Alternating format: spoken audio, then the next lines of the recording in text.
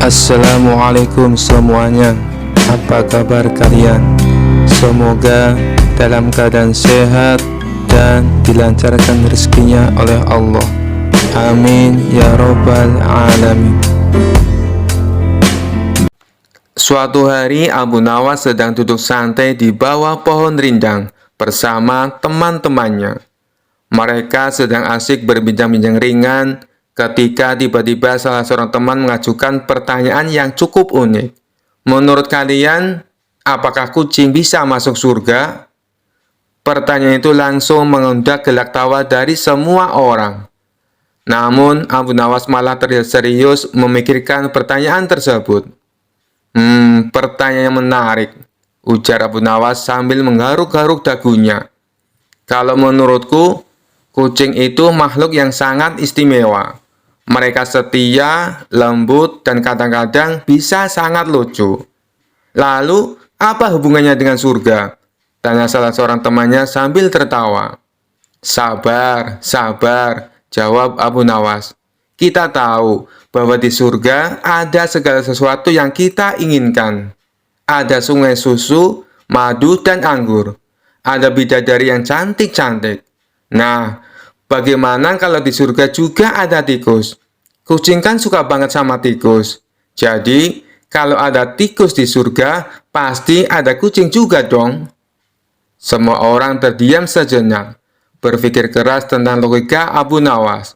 Ada yang mengangguk setuju, ada juga yang menggeleng-geleng kepala sambil tertawa. Tapi Abu Nawas, kata seorang teman, kan tidak mungkin kucing yang suka main-main sama benang dan suka tidur-tiduran bisa masuk surga. Abu Nawas tertawa terbahak-bahak. Kenapa tidak mungkin? Kucing itu kan juga makhluk ciptaan Allah. Siapa tahu Allah punya rencana khusus untuk kucing-kucing kesayangan kita di surga. Mungkin mereka diberi tugas untuk menjaga taman surga atau menemani para bidadari bermain. Mendengar jawaban Abu Nawas, semua orang semakin terpingkal-pingkal. Mereka menyadari bahwa Abu Nawas memang pandai sekali dalam mengocok perut orang dengan logikanya yang leneh. Abu Nawas dikenal sebagai penyair dan juga sosok jenaka yang penuh dengan kecerdasan. Sejak tinggal di Baghdad, Abu Nawas memiliki hubungan kedekatan dengan Baginda Raja Harun al-Rasyid karena dirinya sering memberikan solusi kenegaraan bagi Baginda Raja. Akan tetapi hari itu sebuah pemandangan langka terjadi. Abu Nawas datang ke istana kerajaan tanpa mendapat undangan dari Baginda Raja terlebih dahulu. Oh, ternyata engkau datang juga. Kebetulan, aku memang sudah kangen ingin bertemu denganmu Abu Nawas, kata Baginda Raja tanpa basa-basi. Mendengar perkataan rajanya itu, Abu Nawas menjadi senang bukan kepalang. Karena memang diketahui hubungan mereka belakangan ini sedang dekat-dekatnya. Wahai Baginda, kali ini apa yang mesti hamba lakukan? Tanya Abu Nawas. Tidak ada, sergah Baginda Raja. Sebentar dulu, ujar Baginda Raja yang kemudian beranjak dari tempat duduknya.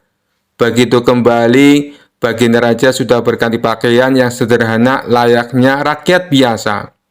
Aku ingin ke rumahmu Abu Nawas, titah Baginda Raja. Untuk apa Baginda ke rumah hamba? Tanya Abu Nawas heran dan kaget.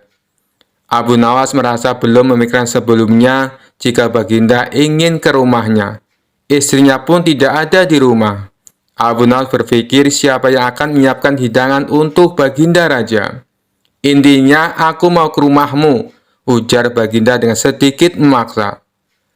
Karena tidak ingin membantah perintah rajanya, akhirnya Abu Nawas mengiyakan ajakan Baginda tersebut.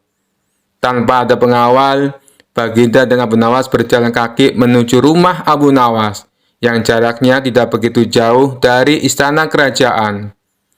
Sesampainya di rumah Abu Nawas, Baginda tidak menyangka jika rumah Abu Nawas sangat sederhana. Tak ada barang berharga di rumah itu. Di mana istrimu Abu Nawas? Tanya Baginda Raja. Istri hamba sedang menjenguk orang tuanya Baginda, jawab Abu Nawas. Kebetulan saya datang ke rumahmu ingin belajar tentang kebijaksanaan hidup darimu, kata Baginda. Abu Nawas masih belum mengerti dengan maksud Baginda Raja. Ia hanya berpikir sejenak. Abu Nawas menyadari permintaan Baginda tidak mungkin bisa ditolak. Setelah berpikir, akhirnya ia mengerti bahwa kebijaksanaan hanya dapat dipelajari dengan praktek.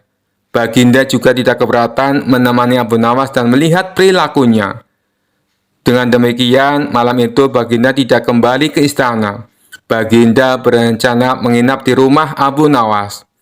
Abu Nawas lalu menggosok-gosok sebuah kayu membuat api. Api kecil itu ditiup-tiupnya hingga menyala. "Mengapa api itu engkau tiup, Abu Nawas?"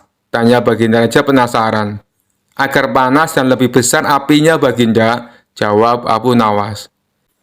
Setelah api itu membesar, Abu Nawas kemudian memasak sop. Setelah sop itu matang, Abu Nawas menuangkannya ke dalam 2 mangkok. Ia mengambil mangkoknya dan meniup sop tersebut. "Lalu, mengapa sop itu engkau tiup, Abu Nawas?" tanya Baginda Raja lagi. "Agar lebih dingin dan enak dimakan, Baginda," jawab Abu Nawas. "Aku rasa aku tidak jadi belajar darimu," katus Baginda Raja mengagetkan Abu Nawas. "Engkau tidak bisa konsisten dengan pengetahuanmu," lanjut Baginda Raja diiringi senyum kecut dari Abu Nawas. Akhirnya Baginda Raja tidak jadi menginap di rumah Abu Nawas. Malam itu Baginda Raja memutuskan untuk pulang ke istana diantar Abu Nawas. Di tengah perjalanan keduanya bicara tentang berbagai hal. "Ngomong-ngomong, berapa umurmu, Abu Nawas?" tanya Baginda Raja. "40 tahun, Baginda," jawab Abu Nawas. "Loh, perasaan beberapa tahun yang lalu engkau menyebut angka yang sama," tanya Baginda Raja kembali. "Hamba konsisten, Baginda," jawab Abu Nawas dengan sedikit tersenyum. Karena jawaban tersebut, Baginda akhirnya mengakui bahwa Abu Nawas memiliki kecerdasan. Begitu juga akhirnya Baginda sadar telah belajar hidup bijaksana kepada Abu Nawas. Pada suatu hari, Baginda Raja Harun al-Rasyid tersenyum sendiri, manakala mendapati ayam betinanya bertelur. Beliau memanggil pengawal agar mengumumkan kepada rakyat bahwa kerajaan mengadakan sayembara untuk umum. Sayembara itu berupa pertanyaan yang mudah tetapi memerlukan jawaban yang tepat dan masuk akal. Barang siapa yang bisa menjawab pertanyaan itu akan mendapat imbalan yang amat menggiurkan, 1 pundi penuh uang emas. Tetapi bila tidak bisa menjawab, maka akan mendapatkan hukuman, undian yang berisiko. Pada kondisi yang susah begini, sayembara seperti itu mengundang banyak peminat. Sayang beribu sayang, karena hukuman yang berat bila gagal menjawab, maka para peminat itu hanya bisa menelan air liur saja. Pundi-pundi uang emas itu sungguh memikat. Namun, apa daya otak diragukan kecerdasannya. Mengingat beratnya hukuman yang akan dijatuhkan, maka hanya 4 orang yang nekat mengikuti sayembara itu. Abu Nawas yang mendengar sayembara raja langsung mendaftar. Dia menjadi salah satu dari 4 orang itu. Aturan main sayembara itu ada 2. Pertama, jawaban harus masuk akal.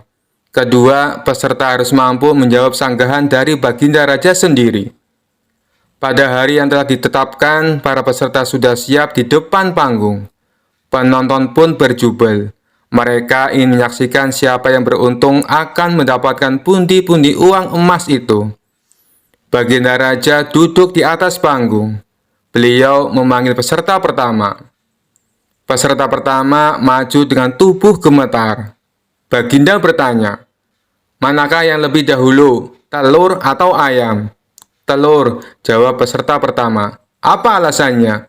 tanya Baginda Raja. "Bila ayam lebih dahulu, itu tidak mungkin, karena ayam berasal dari telur," kata peserta pertama menjelaskan. "Kalau begitu, siapa yang mengerami telur itu?"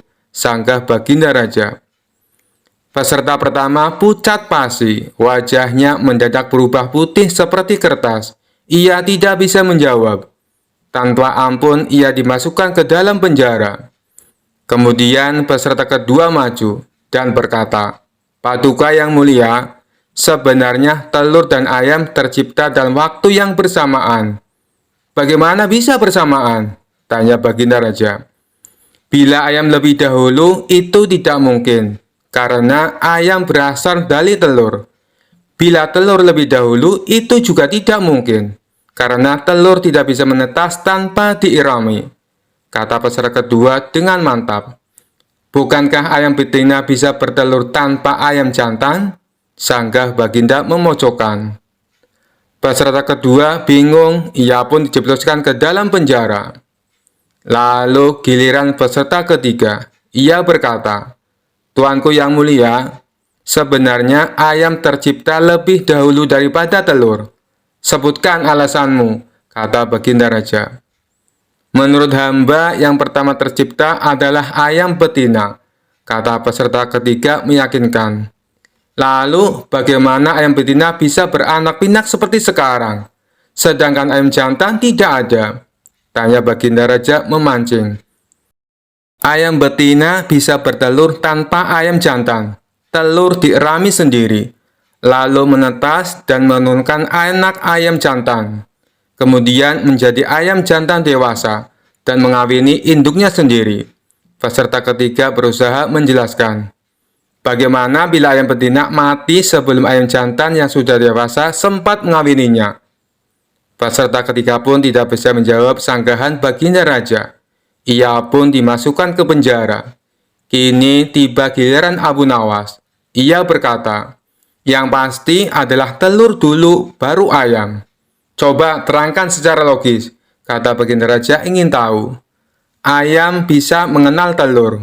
Sebaliknya, telur tidak mengenal ayam," kata Abu Nawas singkat. Agak lama Baginda Raja merenung. Kali ini Baginda tidak menyanggah alasan Abu Nawas. Penonton pun bersorak. Abu Nawas berhak hadiah pundi-pundi uang emas itu. Abu Nawas adalah seorang tokoh yang dikenal cerdas dan seringkali membuat orang tertawa dengan akal cerdiknya. Suatu kali mendengar desas-desus tentang tuyul yang sering mengganggu penduduk kampung. Tuyul adalah makhluk halus yang suka mencuri uang.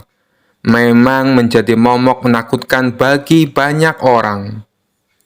Penasaran dan ingin membuktikan keberadaannya, Abu Nawas memutuskan untuk menjebak tuyul tersebut. Ia menyiapkan perangkap yang cukup unik. Pertama-tama, ia mengambil sebuah mangkok besar dan mengisinya dengan air hingga penuh. Kemudian, ia menaburkan sedikit garam di permukaan air. "Tuyul itu kan suka sekali dengan uang," gumam Abu Nawas dalam hati. "Kalau aku taruh uang di sini, pasti dia akan datang." Dengan hati-hati, Abu Nawas meletakkan beberapa uang di atas permukaan air yang telah ditaburi garam. Setelah itu, ia bersembunyi di balik tirai sambil menunggu kedatangan tuyul. Tak lama kemudian, seperti yang diharapkan Abu Nawas, tuyul itu pun muncul. Dengan gesit, tuyul tersebut melompat ke dalam mangkok untuk mengambil uang-uang tersebut. Namun, begitu kakinya menyentuh air yang telah ditaburi garam, tuyul itu pun langsung berteriak kesakitan. "Aduh, panas, panas!"